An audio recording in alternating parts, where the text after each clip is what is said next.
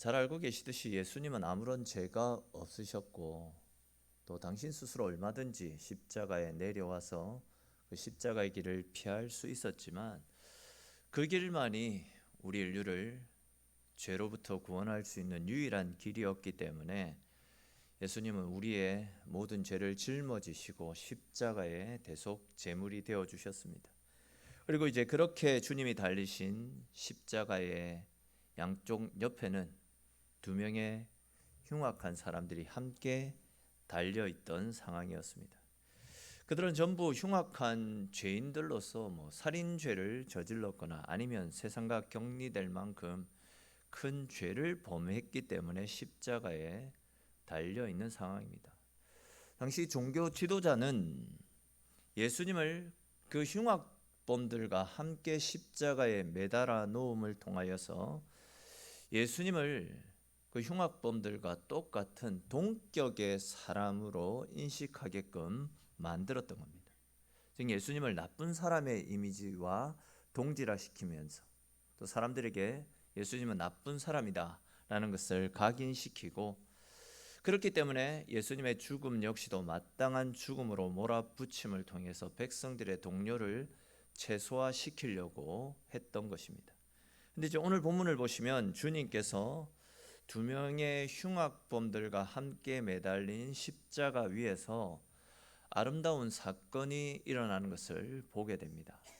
우리 오늘 본문 39절에 기록된 말씀을 다시 한번 읽어봅시다. 39절 말씀입니다.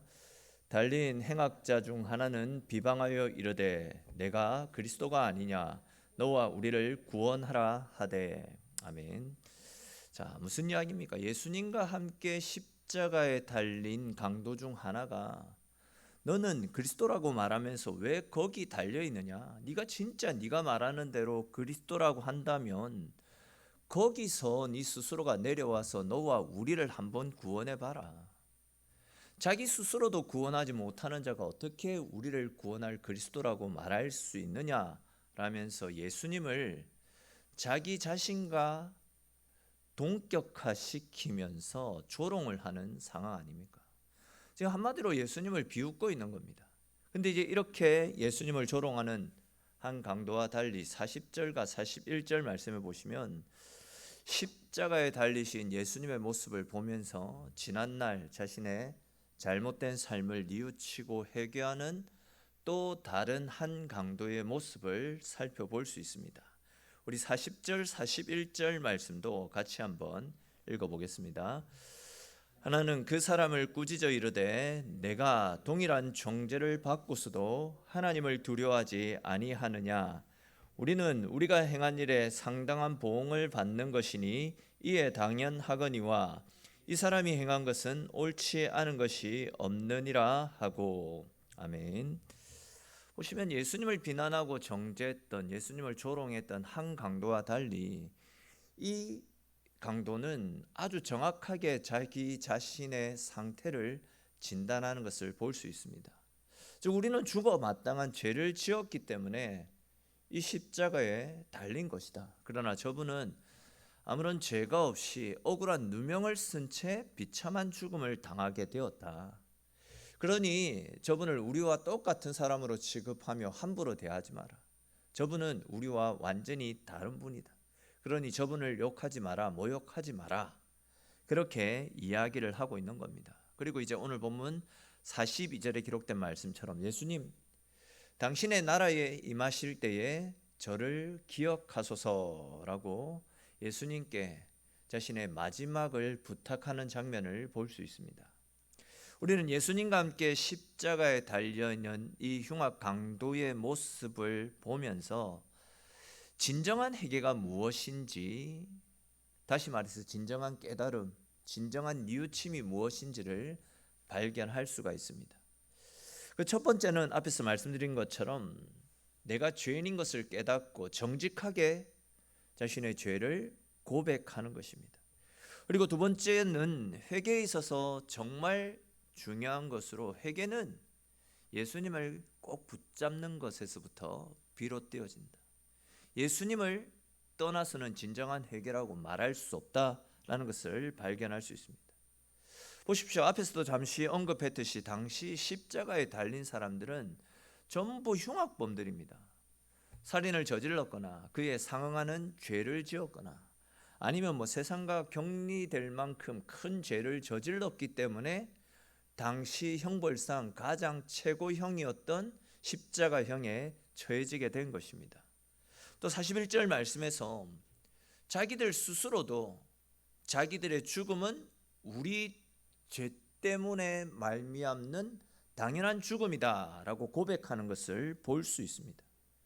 자기 스스로가 나는 죄인이다 라고 말할 정도로 이들은 십자가 죽음에 합당한 사람들이었습니다.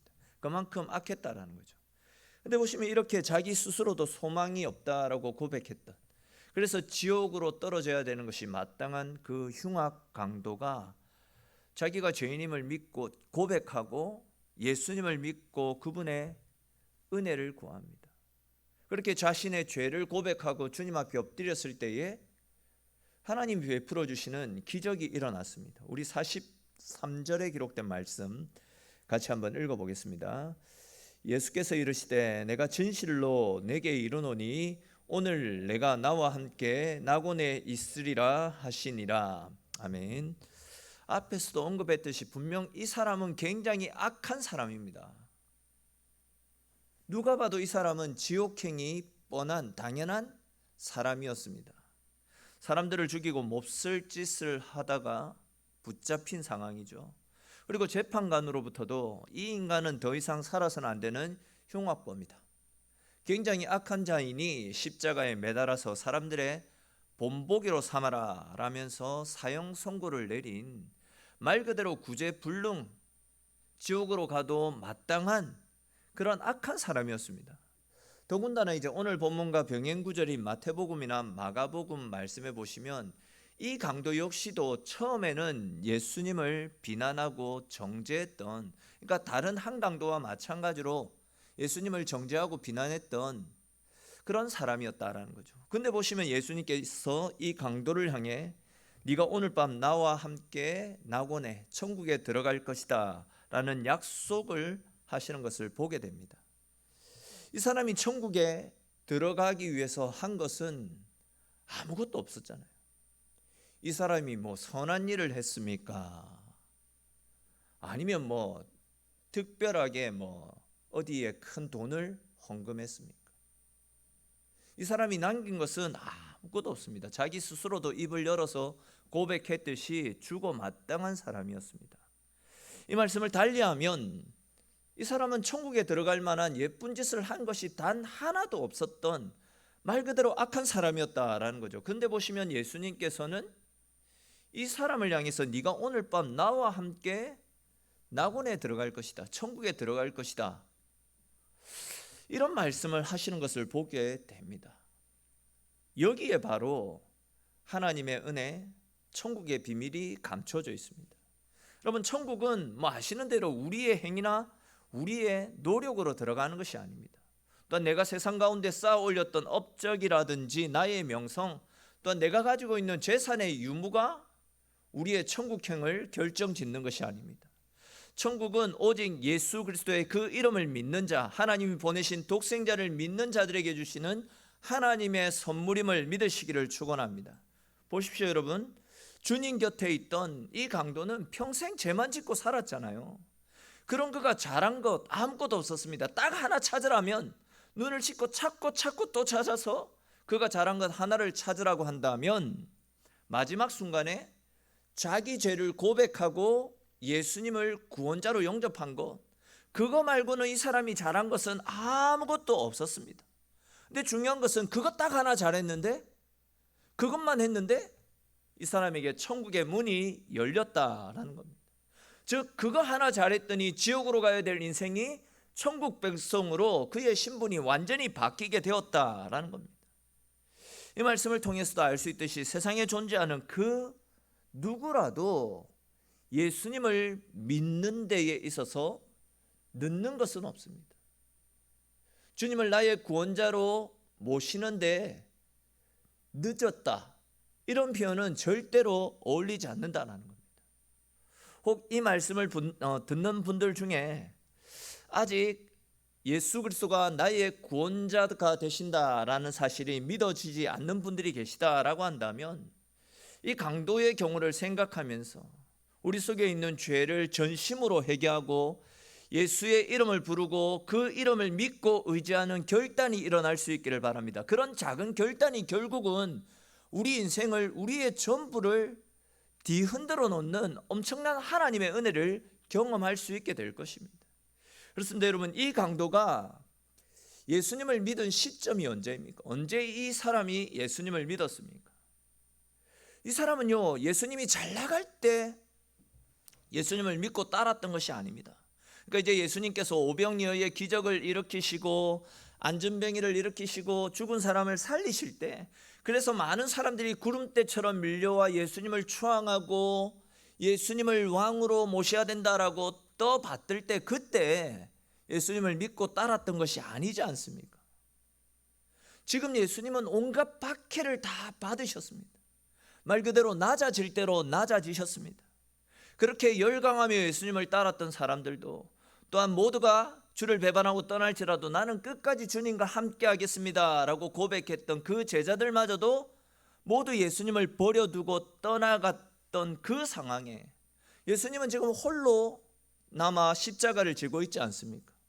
사람들이 침을 뱉고 돌을 던지고 네가 메시아라면 그곳에서 내려와서 너를 구원하고 우리를 버려바라고 조롱함에도 불구하고 꿈쩍도 하지 못한 채 십자가에 매달려 있는 상황입니다. 말 그대로 지금 예수님은 너무 비참한 상황입니다. 이 사람에게서 뭔가를 기대할 수 있는 끈덕지는 그 어디에도 찾아볼 수 없는 상황 아닙니까? 비참해도 너무 비참하게 짓밟혀 있는 상황입니다.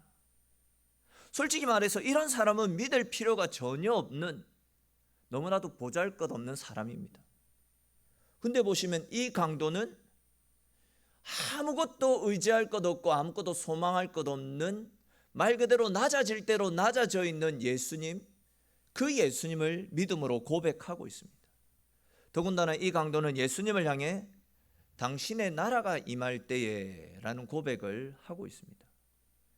당신의 나라가 임할 때, 이 말씀이 무엇을 의미합니까? 예수님이 천국의 주인 되심을 고백하는 표현 아니겠습니까? 즉 예수님이 천국의 주인이다라는 것을 이 사람이 믿고 있었다라는 겁니다. 그리고 그런 믿음을 가지고 당신의 나라가 임할 때에 나를 기억해 주십시오 라는 믿음의 고백, 믿음의 부탁을 했던 것입니다. 즉 당신이 천국에 들어가실 때에 저를 기억하셔서 저도 당신의 나라에 들어갈 수 있도록 은혜를 베풀어 달라라는 그런 고백입니다. 그렇습니다. 여러분, 굉장히 중요합니다. 구원이라는 것은 내가 주님을 기억하는 것이 아니라 주님께서 나를 기억해 주시는 것입니다. 또한 내가 주님을 아는 것이 아니라 주님께서 나를 아시고 나를 기억해 주시는 것이고, 내가 주님의 손을 붙잡는 것이 아니라 주님이 나의 손을 붙잡아 주시는 것, 그것이 구원이고, 그런 인생이 진짜 안전한 인생 아니겠습니까? 쉽게 말해서 구원은 내가 이루어가는 것이 아닙니다. 나의 약함을, 나의 부족함을 고백할 때에 주님께서 그런 우리 인생 가운데 찾아와서 값없이 거저주시는 우리를 향한 하나님의 선물, 그것이 바로 구원임을 믿으시기를 바랍니다. 우리 이와 관련해서 에베소서 2장 8절 9절에 기록된 말씀, 너무 잘 아는 말씀인데 우리 같이 한번 읽어보겠습니다. 너희는 그 은혜에 의하여 믿음으로 말미암아 구원을 받았으니 이것은 너희에게서 난 것이 아니요 하나님의 선물이라. 행위에서 난 것이 아니니 이는 누구든지 자랑하지 못하게 함이라. 아멘. 사실 우리 스스로는 내 자신이 잘 알고 있듯이 구원받을 만한 그 어떤 자격도 갖추어 있지 못합니다. 하루에도 12번씩 하나님의 마음을 속상하게 하고 아프게 하는 인생입니다. 하나님을 기쁘시게 해드리는 일들보다도 하나님을 근심케 하고 하나님의 마음을 속상케 해드리는 것이 우리의 모습입니다.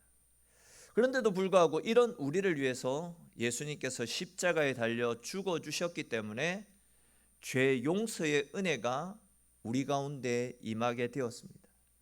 즉 나는 구원받을 그 어떤 자격도 갖추어져 있지 않는데 온전히 주님의 은혜 가운데 구원의 은혜가 값없이 공짜로 거저 우리에게 주어진 것입니다.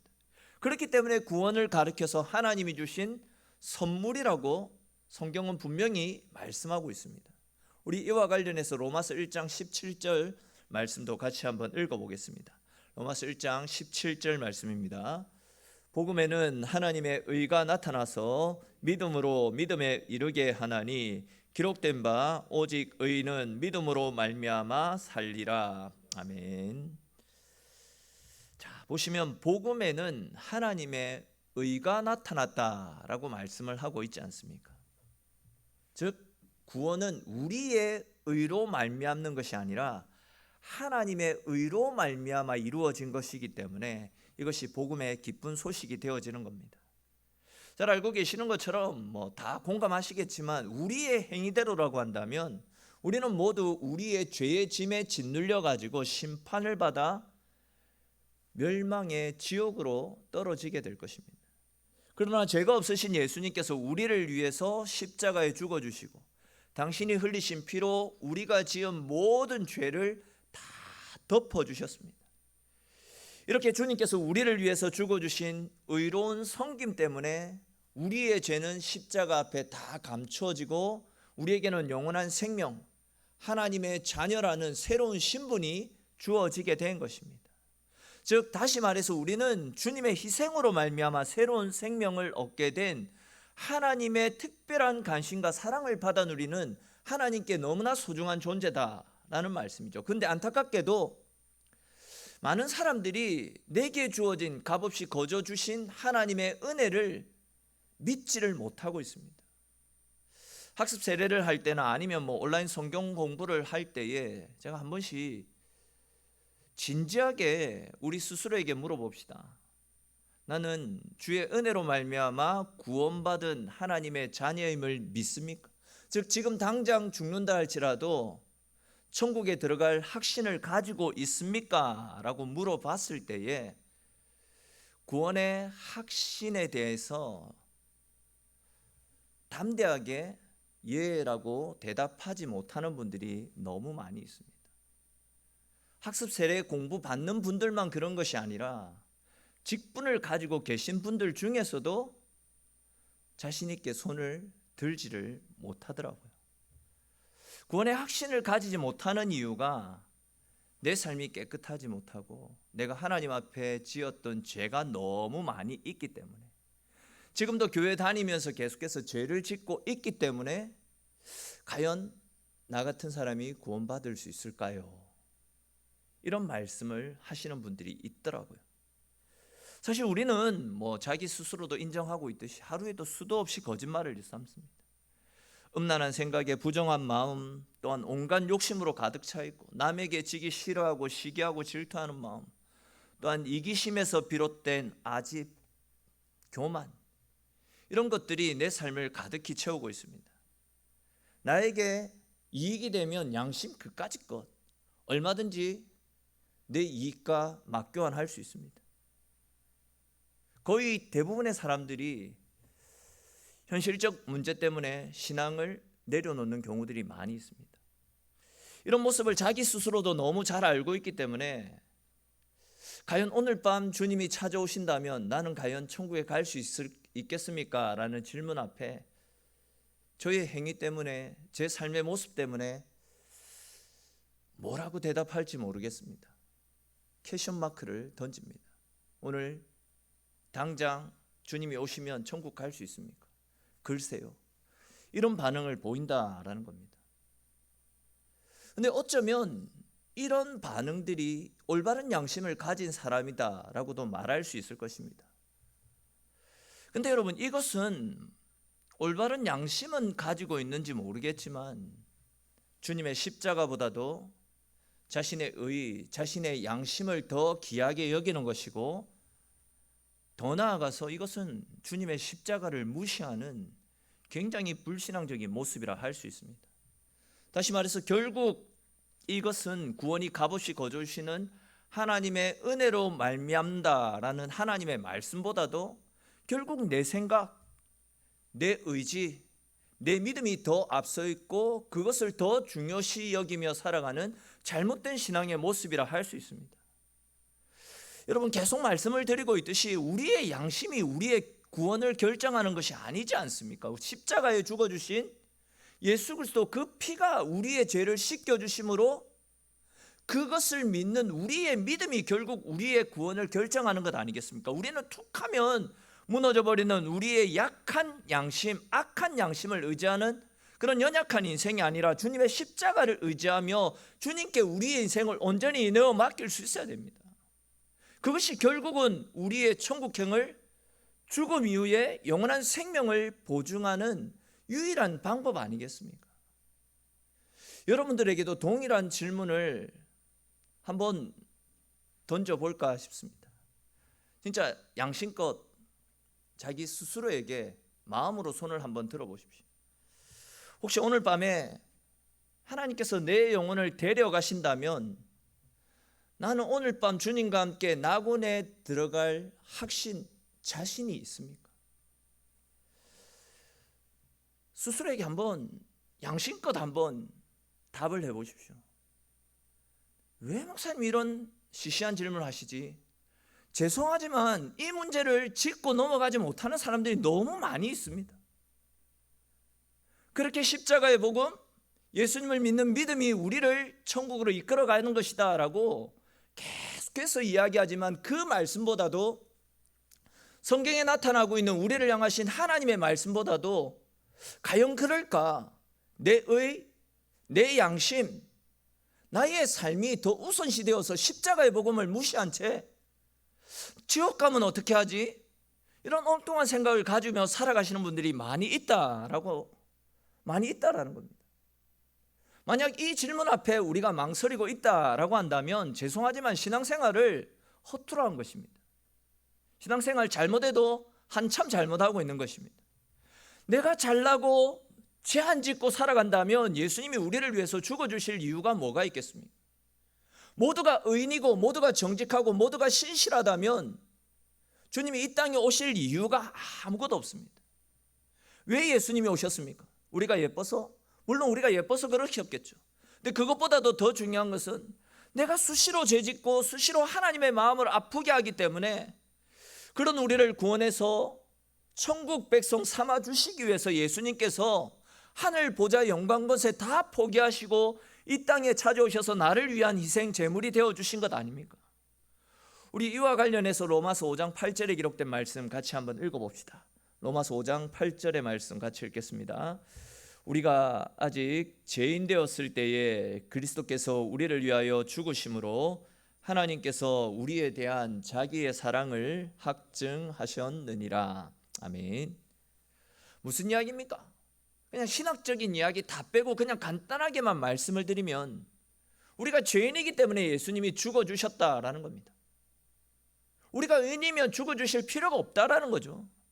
맨날 죄짓고 맨날 하나님의 마음을 아프게 하는 나를 위해 내가 뭐가 좋다고, 하나님은 그런 우리를 살리기 위해 아들을 보내주실 정도로 우리를 사랑해 주신다라는 말씀입니다. 우리는 그런 십자가의 사랑을 믿는 것이지 하나님이 나를 사랑하셔서 아들을 보내주셨다라는 그 말씀을 믿는 것이지 수시로 무너지는 내 양심, 수시로 세상과 타협하는 보잘것없는 내 믿음, 이것을 믿는 것이 아니다라는 겁니다.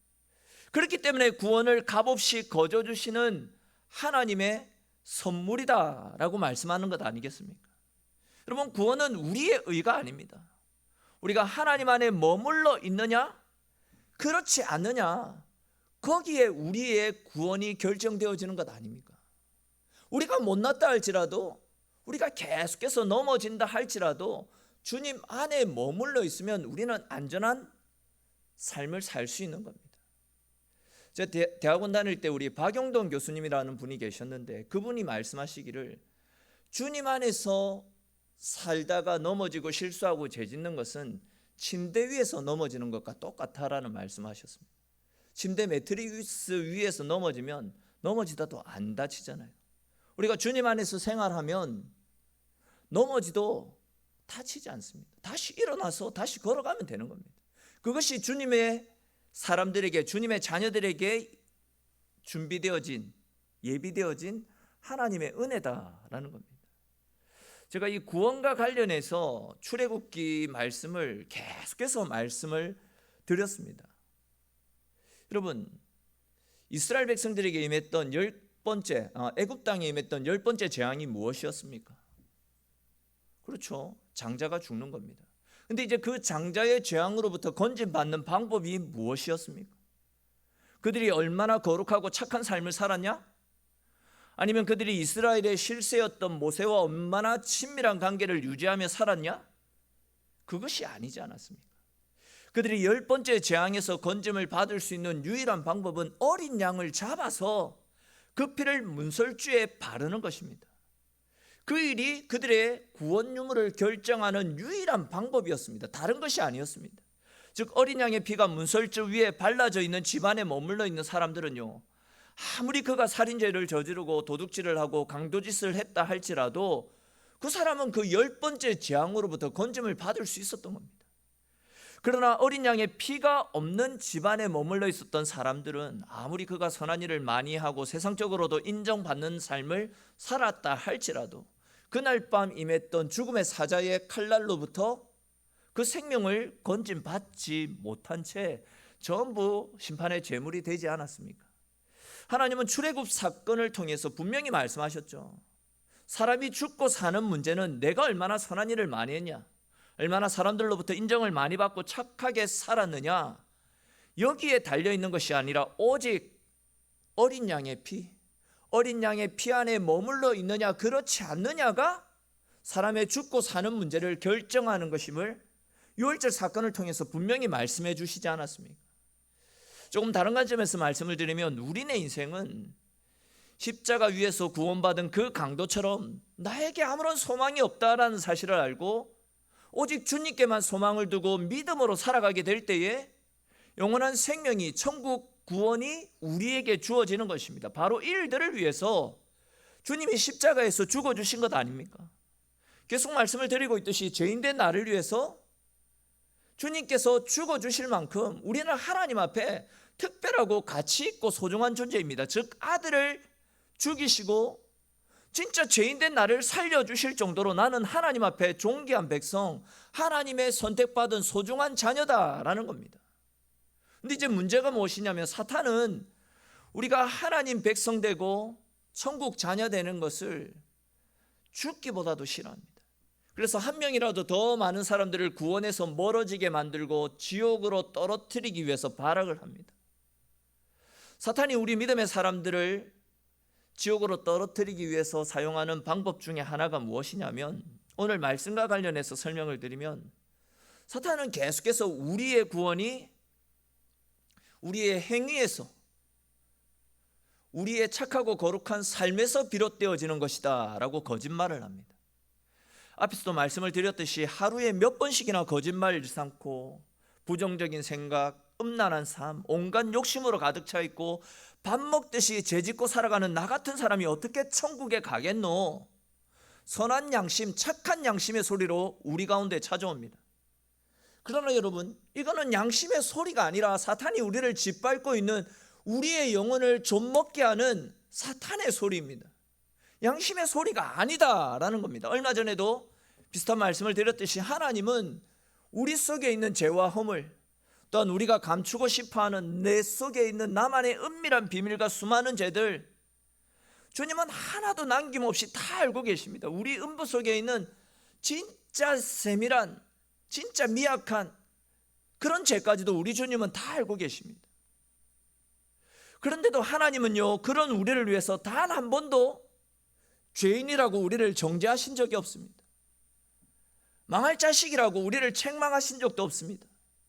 우리를 욕하시고 우리를 저주하신 적도 단 한 번도 없습니다. 하나님이 우리를 부르실 때는 나의 사랑하는 아들이고 내 기뻐하는 자라고 분명하게 우리의 정체성이 무엇인지를 하나님의 입술을 통해서 가르쳐 주시지 않았습니까? 우리가 비록 세상에서 넘어지고 실패하고 죄짓고 하나님의 마음을 아프게 하는 연약한 모습이라 할지라도 하나님은 그런 우리가 좋다라고 말씀하십니다. 그런 우리를 살리기 위해서 예수님을 보내주셨고, 예수님은 십자가에 죽어주심을 통하여서 우리에게는 죄 없다라는 죄가 없다라고 선언해 주셨던 겁니다. 당신이 우리의 모든 죄를 다 짊어지시고 십자가에 죽어주시고 우리는 하나님의 거룩한 백성이다라고 우리에게 거룩한 주의 은혜를, 하나님의 사랑을 허락해 주셨습니다. 그렇습니다. 여러분, 주님은 우리의 죄를 사해 주시기 위해 당신이 십자가에서 대신 죽어주실 만큼 우리를 너무나도 사랑해 주십니다. 우리는 하나님이 사랑하시는 하나님께 너무나도 소중한 가치 있는 존재입니다. 하나님께서 우리를 위해서 너는 죄가 없고 흠이 없는 나의 소중한 자녀다 라고 친히 말씀해 주셨는데, 내가 너로 말미암아 기쁨을 감추지 못하고 너 때문에 즐거이 찬송을 부른다 라고 수시로 우리에게 하나님의 사랑을 말씀해 주시는데, 사탄이 감히 뭐라고 우리의 양심을 건드리고 우리에게 거짓된 속삭임으로 우리를 멸망 가운데 빠뜨리려고 하는 것이겠습니까? 사탄은 절대 우리를 정죄할 수가 없습니다. 여러분, 우리는 절대 죄인이 아니라 하나님이 사랑해 주시는 하나님의 자녀임을 믿으시기를 바랍니다. 내가 실수했다고, 내가 세상에서 인정받지 못하고 힘들고 어려운 험난한 인생을 살고 있다라고 해서 하나님이 사랑해 주시는 하나님의 특별한 존재인 나의 가치가 변하는 것이 아니지 않습니까? 이것이 바로 십자가의 은혜이고, 이것이 바로 지금 우리가 누리고 있는 하나님이 우리에게 허락하여 주신 구원의 기쁨임을 믿으시기를 바랍니다. 여러분, 앞에서도 언급을 했듯이 내가 의인이고 나의 행위나 나의 양심으로도 충분히 천국에 갈 수 있다라고 한다면 예수님이 이 땅에 오실 필요가 전혀 없습니다. 그러나 죄인된 우리를 위해서 예수님께서 모든 죄를 다 짊어주시고 대속의 죽음을 당해 주셨습니다. 그렇기 때문에 우리는 더 이상 죄의 자녀가 아닙니다. 사탄이 뭐라고 우리를 정죄하고 몰아친다 할지라도 나는 하나님의 사랑받는 자녀라는 것을 믿음으로 고백하고 사탄의 유혹과 시험들을 담대히 떨쳐버릴 수 있기를 바랍니다. 더 이상 죄책감에 빠져서 허우적거릴 필요가 전혀 없습니다. 내 모습 때문에, 실패하고 넘어지는 내 모습 때문에 실망할 필요도 전혀 없습니다. 움츠러들 필요도 전혀 없습니다. 우리 모두는 세상 그 무엇과도 바꿀 수 없는 존귀하신 예수님의 피값으로 사신 하나님의 소중한 자녀들이기 때문에 어깨 당당히 펴고 하나님의 자녀의 권세를 누리면서 세상 가운데 하나님의 사랑, 하나님의 은혜를 모르는 많은 사람들에게도 우리가 누리고 있는 이 복음의 권세들을 담대하게 전거하고 담대하게 선포하는 삶을 살 수 있기를 바랍니다. 내 모습이 어떠하더라도 하나님은 그러면 우리가 좋다라고 하시지 않습니다.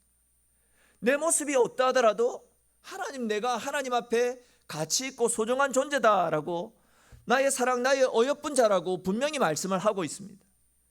그러므로 여러분, 이 세상을 살아가는 동안 나 같은 죄인을 하나님 자녀 삼아주시고 세상에 그 어떤 것도 흔들 수 없는 영원한 구원의 기쁨을 허락해 주신 하나님의 은혜 앞에 감사하고 그 은혜를 붙잡고 믿음으로 살아가는 저와 여러분들의 삶이 될 수 있기를 바랍니다.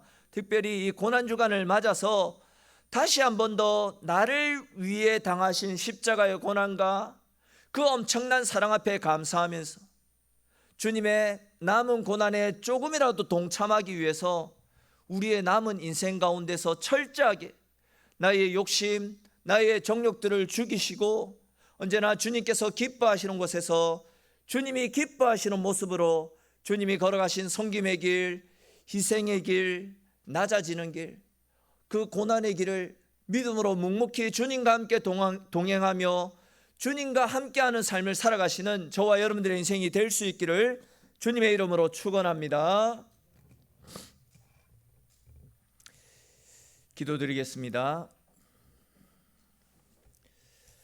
사랑의 주님, 오늘도 우리를 주의 자리로 불러주셔서 주님의 말씀을 나누고 또 함께 기도드릴 수 있도록